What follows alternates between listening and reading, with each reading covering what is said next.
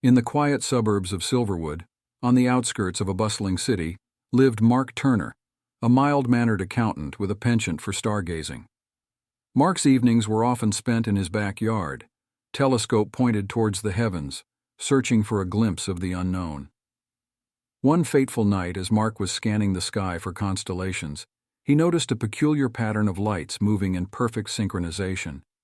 Intrigued, he adjusted his telescope to get a closer look, only to be blinded by a brilliant flash of light that engulfed him entirely. When Mark regained consciousness, he found himself lying on a cold metallic surface, surrounded by strange symbols and blinking lights.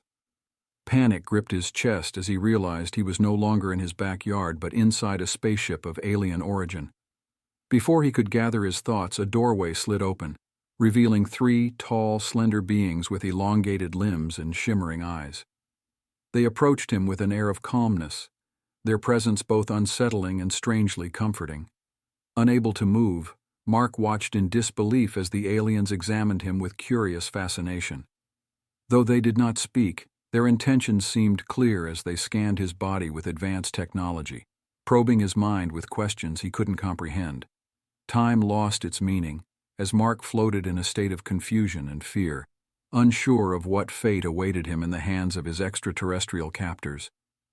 Memories of his life on Earth flashed before his eyes, his loved ones, his dreams, all now distant echoes in the vastness of space. Just as Mark began to resign himself to his fate, a sudden jolt shook the ship, sending the aliens into a frenzy of activity. Through the chaos, Mark caught a glimpse of Earth through a nearby viewport, a glimmer of hope in the darkness of space. Summoning every ounce of courage, Mark struggled against his restraints, determined to find a way back home. With a burst of adrenaline, he broke free from his confines, racing towards the nearest exit as alarms blared in the background.